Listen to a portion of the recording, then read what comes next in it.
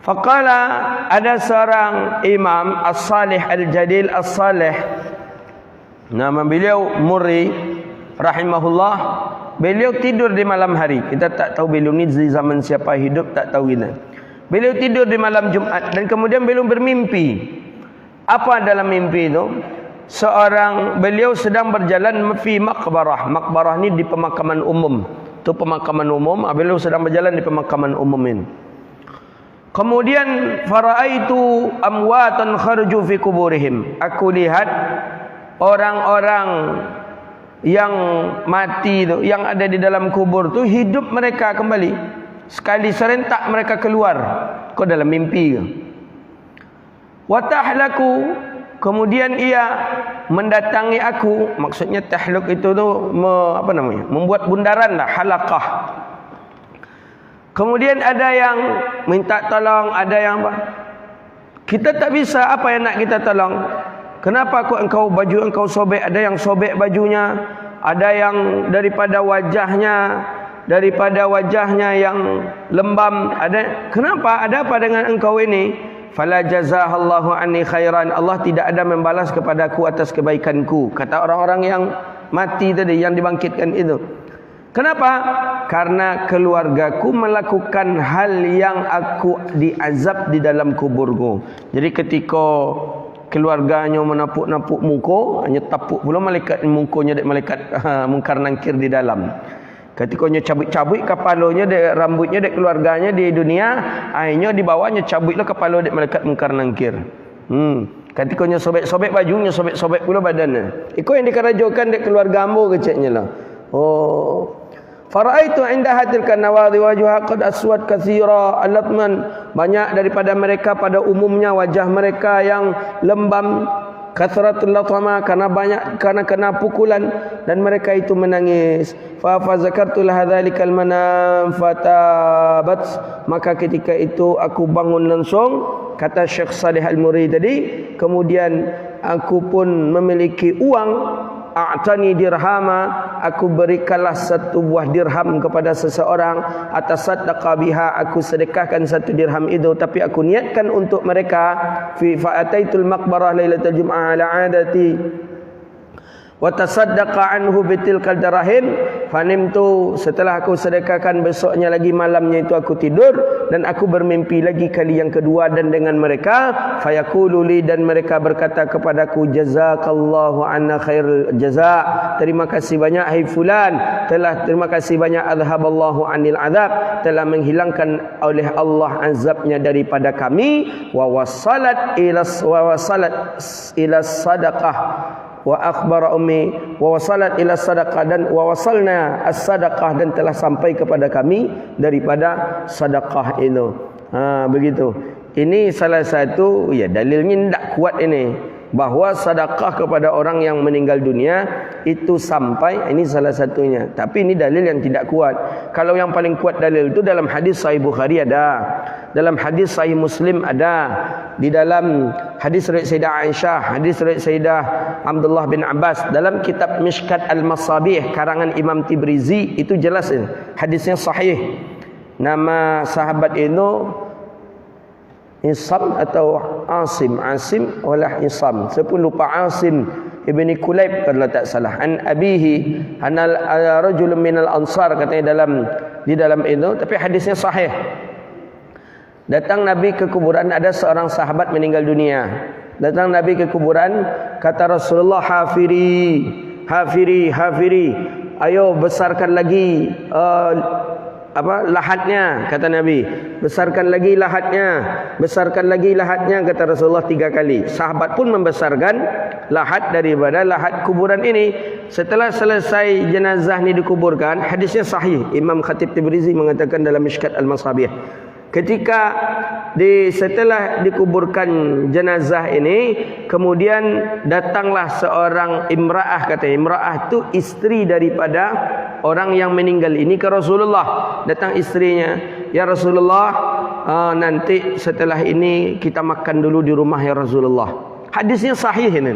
Itu hadis tentang boleh menghidangkan makanan kepada orang yang pentakziah.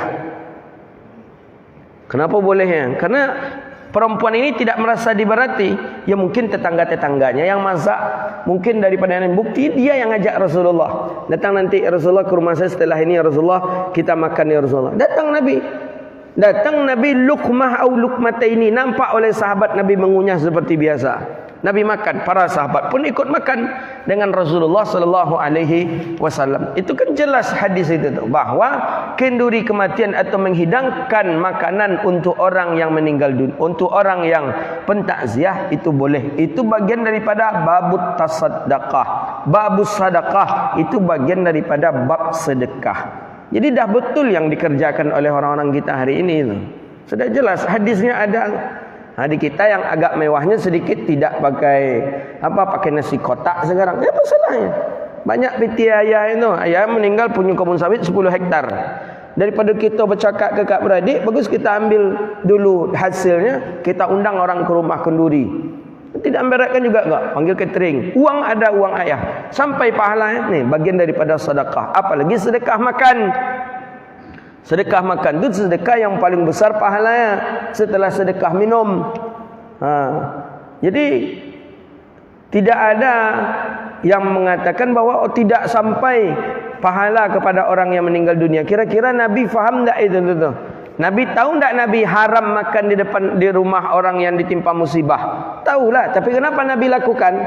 Nah, berarti boleh. Gitu. Sampai hari ini masih ada tradisi di beberapa daerah di Pekanbaru, saya perhatikan masih ada juga kemarin. Kita hadir ikut pemakaman ibu salah seorang jamaah kita.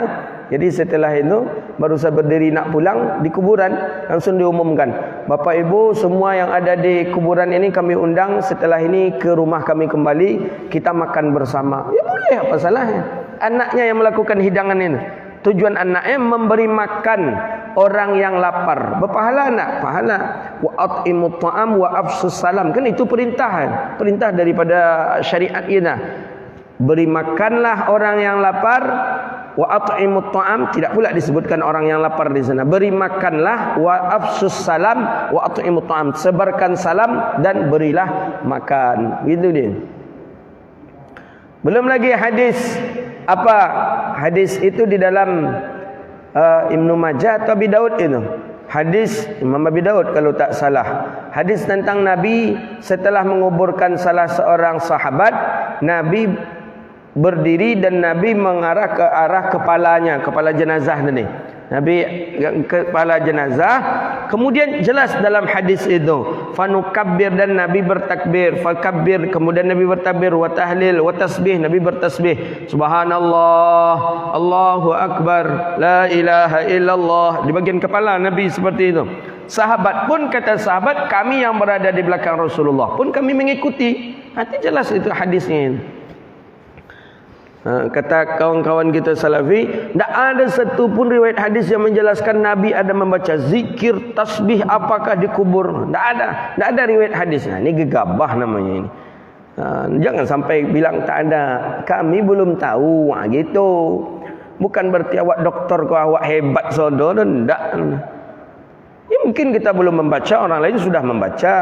Ya katakan saja, jangan dipastikan tidak ada satu pun riwayat hadis nak pernah Nabi. Nak pernah nyangku, nak pernah. Ni kami pernah sebut dia kami hadisnya. Cuma bunyi hadis Nabi sallallahu alaihi wasallam, Nabi bertakbir, Nabi bertasbih di atas kubur. Jadi banyak riwayat-riwayat hadis tentang adanya kenduri kematian atau bacaan di atas kubur. Yang paling jelas sekali hadisnya, kalau memang ada orang mengatakan tidak sampai bacaan kepada orang yang meninggal dunia, takkan sampai. Tengok hadis kemana? Dalam Sahih Imam An-Nawawi menukilkan dalam kitab Riyadhus Shalihin. Ada seorang perempuan tukang sapu masjid Nabi. Dia agak warna kulitnya hitam. Hitam kulitnya. Dia menyapu masjid Nabi SAW. Lama tak nampak oleh Rasulullah 2 hari. Nabi tanya ke sahabat, mana seorang perempuan yang hitam yang menyapu masjid ini biasanya? Sudah meninggal ya Rasulullah. Apa nak kalian lagi tahu ambo, kata Rasulullah. Hendaknya segala sesuatu itu aku tahu, kata Rasulullah SAW. Nabi, apa yang dilakukan Nabi setelah itu? Nabi minta tunjukkan di mana kuburnya. Di mana kuburnya, kata Rasulullah. Ada ya Rasulullah. Hadisnya sahih. Apa yang dilakukan Nabi? Nabi datang ke kuburan perempuan tadi dan Nabi melaksanakan salat di atas kuburan. Jadi kata Wahabi, tak boleh salat di masjid yang ada kuburan. Nabi salat di atas kuburan. Nak ngapa engkau? Nak ngapa kita? Itu masjid yang ada kuburan. Ini Nabi salat di atas kuburan. Hadisnya sahih. Sampaikah Pak, yakinkah Nabi SAW sampai pahala itu kepada orang ini? Sampai, kalau tidak, apa Nabi salat? Untuk membantu dia lah tu, daripada orang yang meninggal dunia. Jadi hadis, kalau kita baca hadis-hadis tentang sampainya pahala itu, sampai. Hadis dalam Sahih Muslim lagi tentang Nabi jalan di pemakaman umum. Ada yang isakan tangis keluar minta tolong. Sahabat bertanya, "Lima ya Rasulullah, kenapa mereka ya Rasulullah?" Kata Nabi, "Fa innahum yu'adzibun." Mereka itu diazab. Kenapa mereka diazab ya Rasulullah? Dua, bin namimah, dengan sebab namimah, kemudian disebabkan annahum la yastatiruna fi baulih, mereka tidak bersih dalam buang air kecil atau istinja. Apa yang dilakukan Rasulullah? Fakasaral juda, dipatahkan Nabi ranting kurma, pelepah kurma, fagharasaha, Nabi tanam. Apa kata Nabi? La'alla yukhaffiful azaba ma lam yaybisaha. Mudah-mudahan, kata Rasulullah, la'alla yukhaffiful azab ma lam yaybisaha, dan selama pohon ini masih basah dan belum kering, maka dia akan menghapuskan, akan meringankan azab orang yang di bawahnya. Jadi apa kata Imam Nawawi? Kata Imam Nawawi, disebabkan karena zikirnya, karena tasbihnya pelepah kurma tadi bisa menolong orang yang sudah meninggal di bawah tanah. Itu dia. Tu pelepah kurma. Adakah hubungan pelepah kurma dengan kita? Tidak. Sesukunya jawab, tidak. Dun sana awak je pelepah kurma, tidak. Kakak beradik kita dengan pelepah kurma, tidak. Sama-sama berjamaah kita dengan di Baitul Muktamar dengan pelepah kurma, tidak. Pelepah kurma saja bisa membantu orang yang sudah meninggal dunia, apalagi dengan kita bersama-sama di sini.